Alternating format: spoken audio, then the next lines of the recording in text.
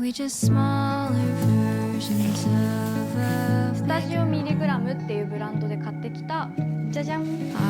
使いたくなるよね。この2つの色を私がいつも使っているナンバーの色で選んでくれました。アロマエッセンスが2つと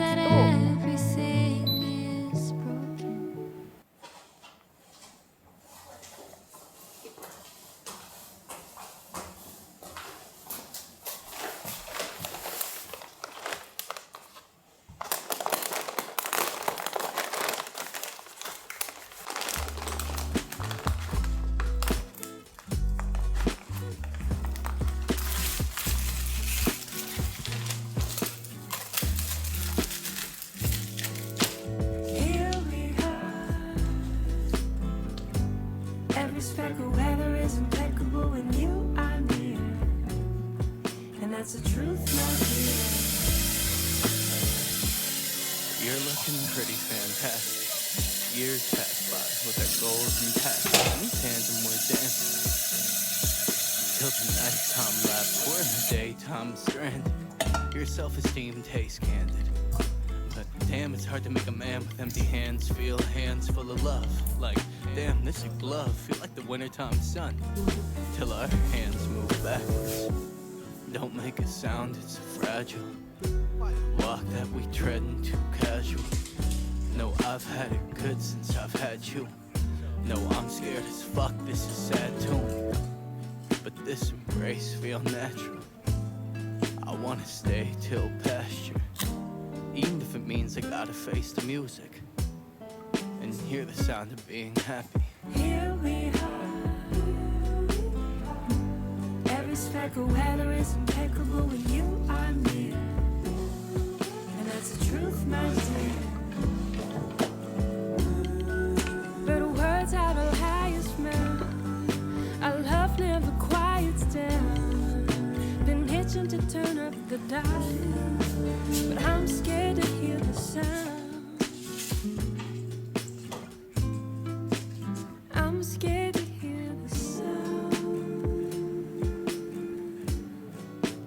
I'm scared to hear.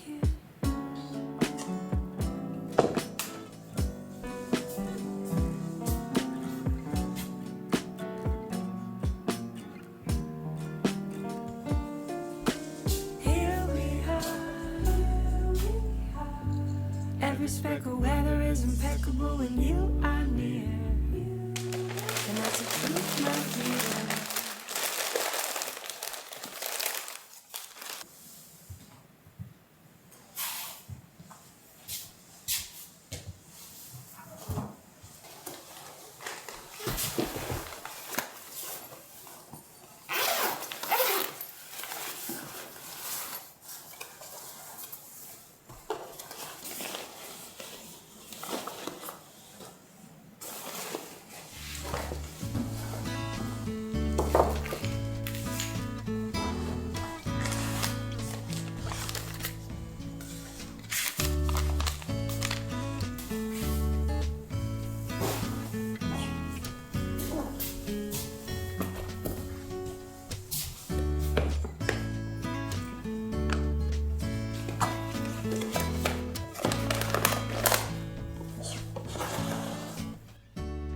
こんにちは、えりこです。というわけで、オーストラリアのメルボルンで買ってきたものをずらっと並べてみました。改めてこうやって見ると、たくさんオーストラリアのお土産買ってました。で、オーストラリアのメルボルンは去年1年間私たちが住んでいた町です。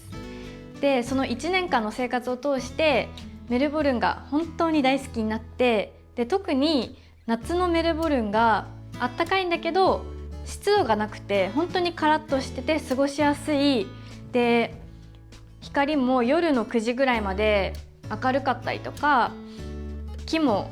本当に大きな木がずらーってこう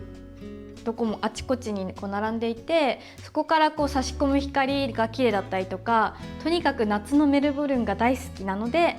今回その時期に戻りたいなと思って久しぶりにメルボルンに行ってきました。で、今回10日間いてお土産買ってきたんですが、元から好きなエッセンストリー、バイロンベイクッキー、コーヒー豆とか、もともと自分が好きなブランドのものも買っていたりで、今回新しくメルボルン発のすごく自分がいいなって思うブランドだったりとか、マーケットで新しく見つけたものもあるので、そういったものも買ってきました。というわけでそれをちょっとこれから紹介させてほしいなと思っています。早速行ってみましょそれチョコレート溶けちゃったね。う。ココブラックのチョコいただき物なんですが、本来であればこのハートのはずだったのに、いつの間にか溶けちゃってました。悲しい。なんかあれだね、見たことない形してるね。かすかにハートの頭。きっと味は変わらず美味しいはずなので食べます。じゃあ何から紹介していく？そしたらこのいっぱい買ってきたこのものたちから紹介します。インテリア雑貨。はい。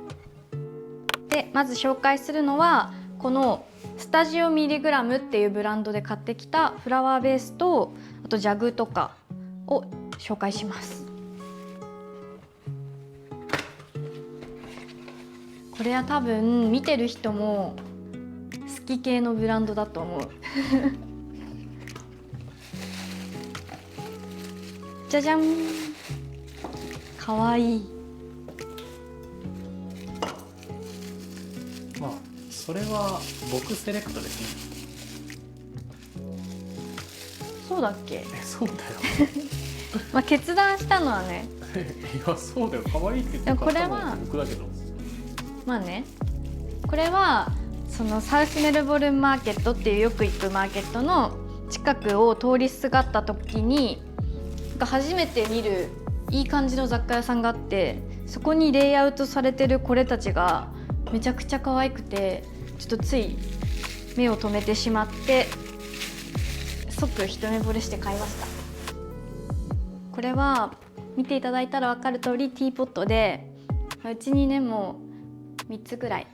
あるんですが、どうしても可愛かったので買ってきちゃいました。すごいこのフォルムが初めて見るようなフォルムで、この取っ手がコロンってしてたりとか、ここの注ぎ口がすごく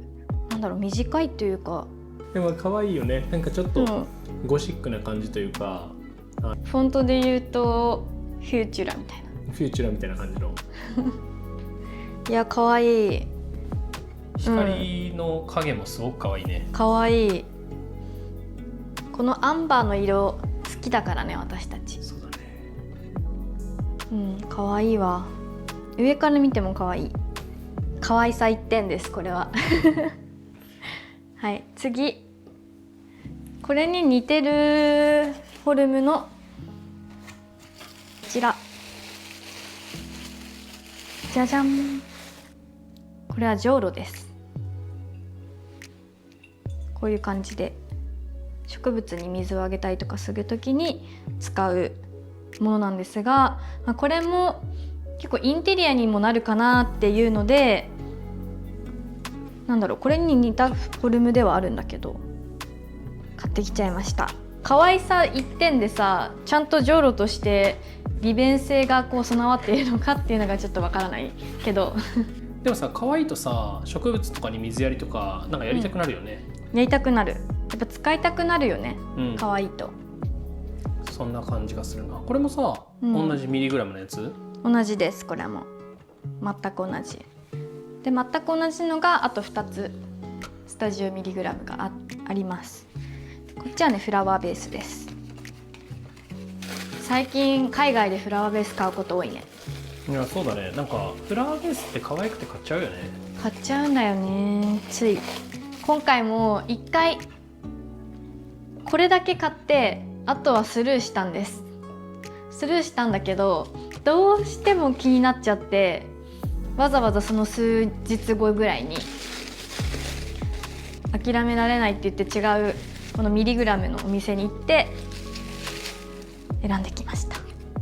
可愛い。かわいい。でこれ色がそれぞれ3色ぐらいあって、でいろいろどれにしようかなってそこでこう迷って組み合わせて全部違う色で揃えてみました。日本でも可愛いフラワーベース見つけるんだけど、なんとなくまあちょっと一回検討と思ってスルーしちゃうんだけど、海外で見つけるとやっぱりね、いつ帰ってこれるかわからないっていうので。あ、そうだね。一期一会って感じがするよね。そうそうそう。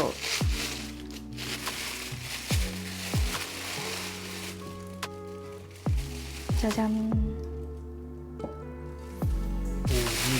かわいい。やっぱり家に来ると違うね、全然。というわけでフラワーベースは買ってきたのこの2つです。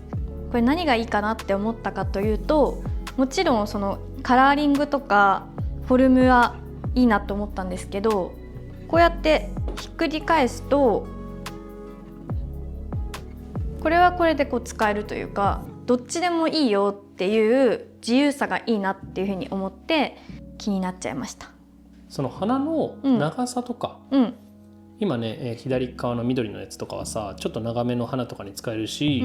ひっくり返したら短めの花とかに使えるっていうのがいいよね。そうそうそう。こっち側だったらこう底がここで、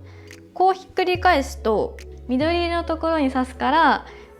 一輪挿しとかみたいな感じで使えて、で高さも低くなるので短めの花とかもいけれるっていう、なんか汎用性高いのがいいなっていうふうに思ってます。でこっちとかは球根みたいなこう根が生えてるような植物とかもこうレイアウトされてたりとかして、それがいいなというふうに思って、あんまり見たことがなかったのと、あとカラーが可愛かったのでちょっと買ってきました。ちょっと刺してみようかな。ね。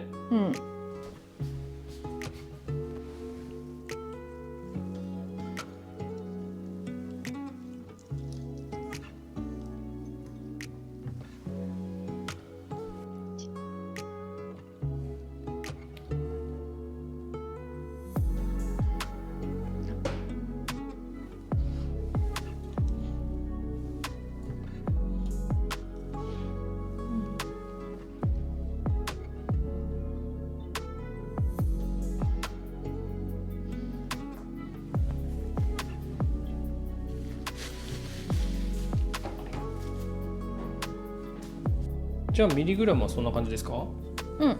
そんな感じで、次紹介するのがマグカップです。よいしょ。結構すぐ出てきた。よいしょ。じゃじゃん。これもね、さっきのフラワーベースとかとなんか似たような感じの雰囲気を醸し出してるんですが、マグカップです。でこれはセージ&クーパーっていうブランドのマグカップで、実はこれ私たちが色違いでたまに動画出てるかもしれないんですが、このマグカップ持ってて、でこれ2つあったんだけど、オーストラリアから日本に運ぶ段ボールの中で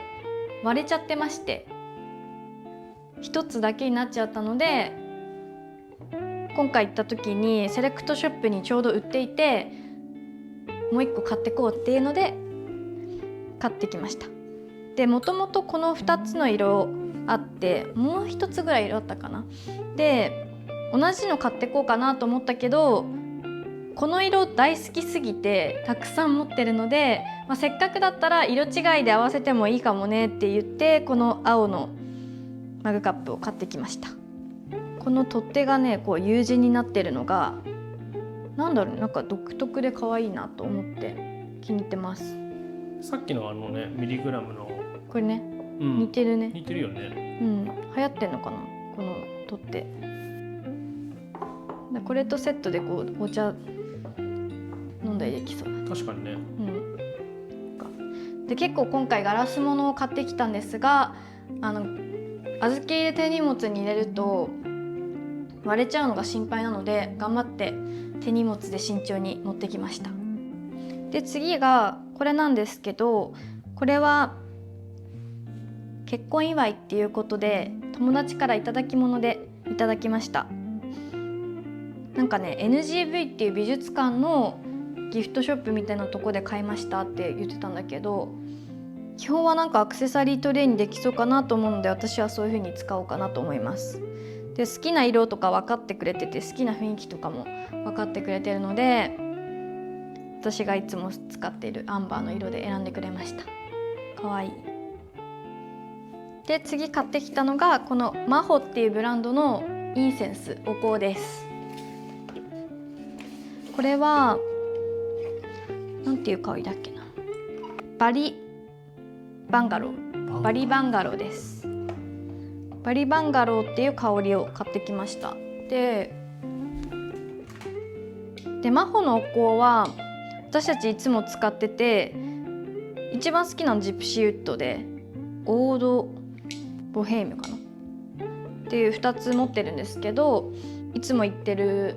ラルナっていうセレクトショップ行った時に、これ新しい香りだよって教えてくれて、ちょっと気になって嗅いでみたらいい匂いだったので、こっちも買ってきてみました。なんかリゾート感のある香りですね。ジャスミン、マンダリンジャスミンアンバーって書いてあるんだけど、ジャスミンは結構するな。結構華やか。なんかね、香り炊くとまたちょっと違ったというか、本当になんかリゾートの海沿いにいるような感じのね、香りになんか思うよね。マホのお香は結構華やかなんだけどくどくないというか、グオってくるお香とかたまにあるけど、マホのお香は結構バランスがいい気がするな。なんかあれだよね、マホのお香はどっちかっていうとこう長時間でもこう香ってていい感じの香りというか、あんまくどくなくて、なんか一発こう5分炊いてなんかそれでリフレッシュするっていうよりかは、ずっと漂ってほしいような、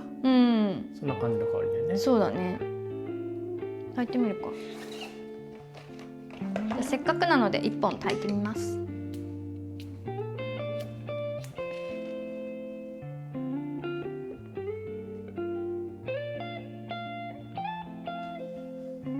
いい香り。あれだね、炊いてみるとさ、さっきまでもっときつそうかなと思ったけど、ちょっとマイルドになってよりいい感じだね。自然な感じだね。いい香りだ。というわけでマホのお香でした。で次は私がメルボルンで大好きなブランドエッセンソリーのアロマとかを買ってきました。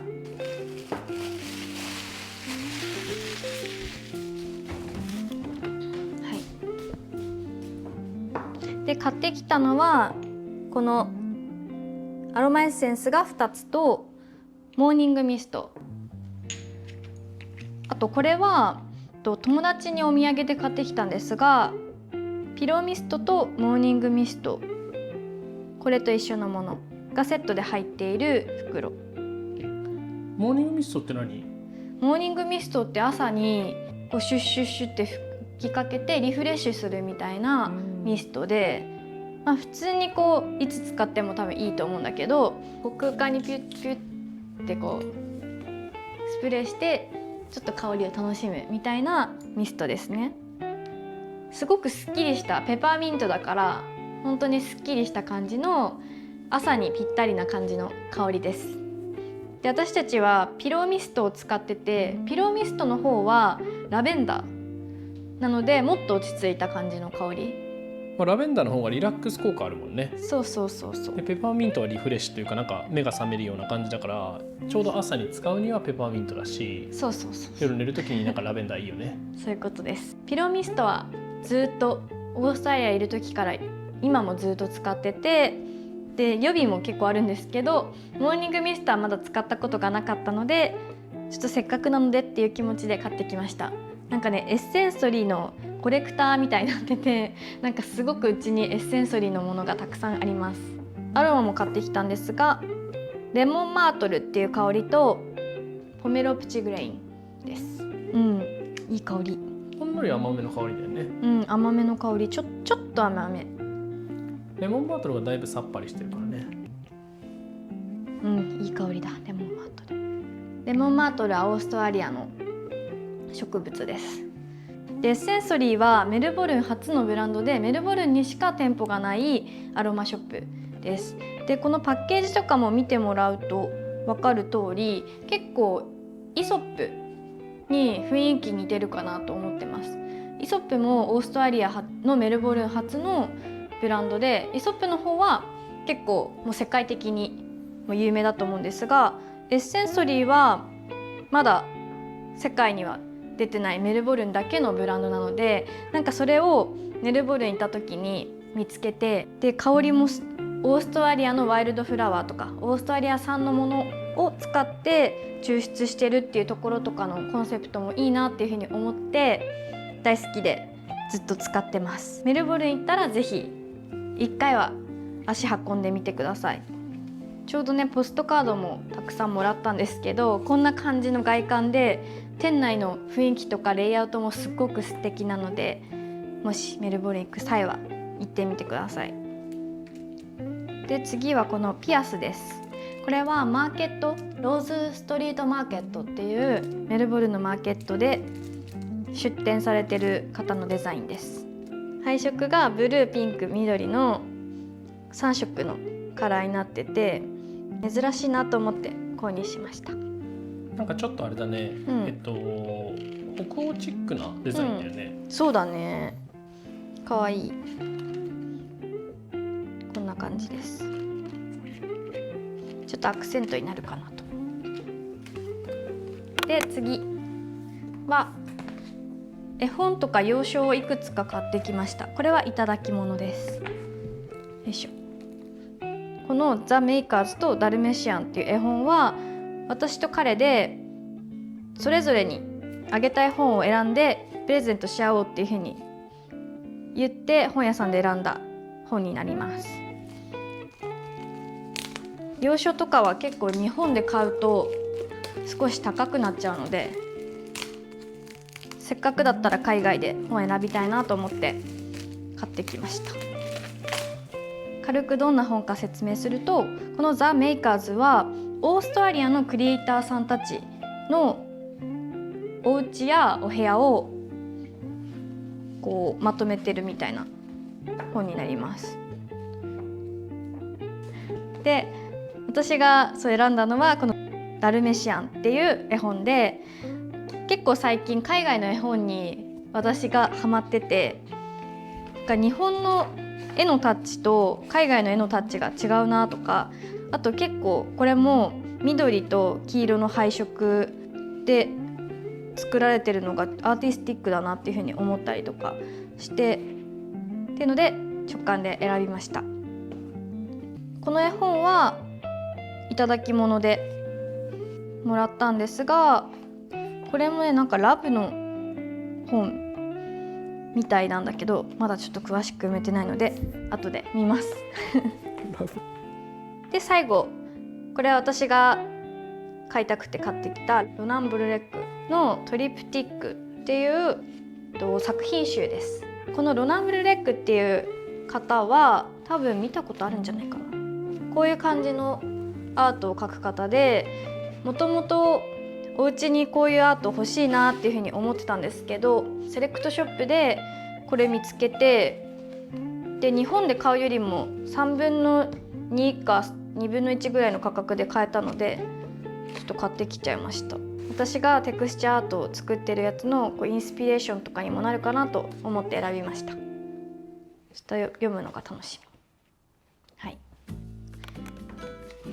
であとはコーヒー系とかお菓子系ですかね。メルボルンはコーヒーが有名で私たちもメルボルンのコーヒー大好きなので、3つ自分たちの好きなカフェからコーヒー豆買ってきました。で1つはマーケットレーンコーヒーっていうところのコーヒー豆。これは一番メルボルンでも店舗数たくさんあって日本にもコーヒー豆を卸してたりとかもします。トートバッグとかも私今使ってるんですけどオリジナルグッズとかも可愛くて大好きなコーヒー屋さんの豆を買ってきました。あといただきました。で次これはメーカーっていうところのコーヒー豆です。ここも大好きなコーヒー屋さんでこれがパトリシアっていう一番メルボルンで老舗というかメルボルンらしさのあるカフェで、ここはコーヒー豆を今まで買ったことがなかったんですけど、ちょっとこの機会に買ってみようって言ってフィルターコーヒー用の豆を買いました。平日しかパトリシアやってないんだよね。そうだね、確かに。結構コーヒースタンドって感じのうん。コーヒー屋さんです。で、私たちは酸味が程よくある感じのスペシャリティコーヒーとかが大好きなので、そういう浅いというか、こうデイリー毎日こう飲んでても全然すっきり飲めるみたいな感じの豆が好きで、そういったものを選んでます。なんかフローラル感があったりとか、フルーツ果実感があるようなライトめなコーヒー豆が好きで選んでるつもりです。で、最近エスプレッソを抽出してラテアート作ったりしてるんですけど、基本はドリップがやっぱり好きなのでフィルターコーヒー用の豆を選んできました。なんかそもそもさ、オーストラリアの方がちょっと豆のお値段安いんだよね。うん、ちゃんとしたカフェのコーヒー豆は安いよね。安い。日本だと多分ちゃんとしたスペシャリティコーヒー飲もうとすると、150g でまあ 2,000-3,000円くらいするけど、だいたいメルボルンだと 250g で2,000円くらいだから、ちょっとメルボルンの方が安いというか、まあ、半額までいかないけどくらいだな。うん。多分メルボルンのカフェ文化が栄えてるから、多分仕入れとかもすごく安くできてるんだと思う。消費量が多いのかもね。うん。結局ね、コーヒー豆は1ヶ月とかでちょっと鮮度落ちていっちゃうものなので、あんまりたくさん買えず、こんな感じで、まあって言っても4つ買ってるから結構買ってるか。これもこのマーケットレーンのトシさんっていうこのコーヒー屋さんでヘッドロースターとして活躍されてるトシさんが知り合いなんですけど、結婚祝いっていうことでなのかな、なんかプレゼントしてくれました。これはトシジャグって言って、トシさんが使っているジャグを普通にこう商品として販売してて、で私たち最近ラテアートを始めて頑張ってるので、それのためにいただきました。普通のジャグと違ってここがちょっとこう曲がってて珍しい形をしてます。持ちやすいってことなのかしら。これでラテアートうまくなります。というわけでコーヒーはこんな感じ。はい、で次はモルクチョコレートっていうホットチョコレートの素を買ってきました。これもメルボルン発のブランドです。カカオが 70% のものと、あとサマーエディションっていうなんか季節限定のものを買ってきました。こっちのカカオ 70% の方は4種類ぐらいカカオの度数が選べて、で1回試飲した時に 85% とかちょっと苦すぎて、その下だとちょっと甘すぎる感じだったので、これを 70% がちょうど良さそうっていうことで、これをお土産で買ってきてみました。こっちのサマーエディションは味がラズベリーとライムがちょっと入っているような感じの味らしくて、飲んだら結構爽やかで美味しかったので、こっちもちっちゃい方を買ってみました。あんまりホットチョコレートを飲む習慣はないんですが、人が来た時とか、たまにコーヒーでもカフェラテでもないの飲みたいなっていう時にちょっと飲んでいこうかなと思います。あとは食べ物とかお菓子とかちょっとしたものなんですけど、いただき物のT2 っていう紅茶のブランドの紅茶、ココブラックっていうさっき話したそのチョコレートのお店のお土産、ティムタムと、あとこれスーパーで3ドルで買えるバイロンベイクッキー、これ大好きなので今回も買ってきました。本当はなんかもうチョコレート味みたいなのが好きなんですけど、トリプルチョコクッキーみたいなやつだよね。あ、そうそうそう。でもこれ今回スーパー行った時にこれしか売ってなかったので、これ買ってきました。すごいサクサクしててコロンコロしてて美味しいのでおすすめです。なんかお土産にもちょうどいい。で次これです。これはクイーンビクトリアマーケットっていうマーケットで買ってきたナッツと、これはドライフィグかな、イチジクのドライフルーツです。メルボルン在住のお友達が教えてくれて、これ美味しいよって教えてくれて買ってみました。でなんかナッツ系って機内とか預け入れて荷物にできるのかなってちょっと分かんなかったんですけど、調べたところローストしてるナッツとか、あとドライフルーツも加工してるから OK みたいで、持っていけるっていうふうに確認できたので、ローストしてるナッツを買ってみました。マーケットの方ではそのまま生のナッツとかもあるんだよね。あとはソルトもついてないナッツとかもあったりするんだけど、なんか今回はちょっとそのソルテッドナッツが美味しいって言われてたんで、そう買ってきた感じだね。買ってきてみました。はい、で最後これはジンジャービアっていう、アルコールです。でジンジャービアはオーストラリアで私たちが大好きな飲み物なんですけど、これはジンジャービアってジンジャービアがつくんだけど、もともとはノンアルコールの普通の炭酸ドリンクみたいなジンジャーエールに、近い、でもジンジャーエールとは全然違う味で私は大好きなんですけど、飛行機の中でも毎回ジンジャービア頼みますくらい大好きで、それのアルコールのこの象がついている象の絵のジンジャービアがめちゃくちゃ美味しくて、リカーショップで買ってホテルで飲もうと思ったら余ったので持ってきました。で実はこれクラフトビールがあと6缶か7缶ぐらい余ってて、それも持ってきたかったんですけど、重さの制限がかかっちゃって、スーツケースに入れなきゃいけないけどスーツケースが重くなりすぎちゃって泣く泣く空港でさよならしてきて、でもどうしてもこれだけは持ってきたくて1個だけ持って帰ってきました。大事に飲まなきゃね。そう、ちょっと飲めない好きすぎて飲めないこれと、こんな感じですかね。で、せっかくなのでさっきドーナツを買ってきまして、あとメルボルンのコーヒー、せっかくなのでドリップコーヒー作ってコーヒータイムをしながらこの動画終わりたいなと思います。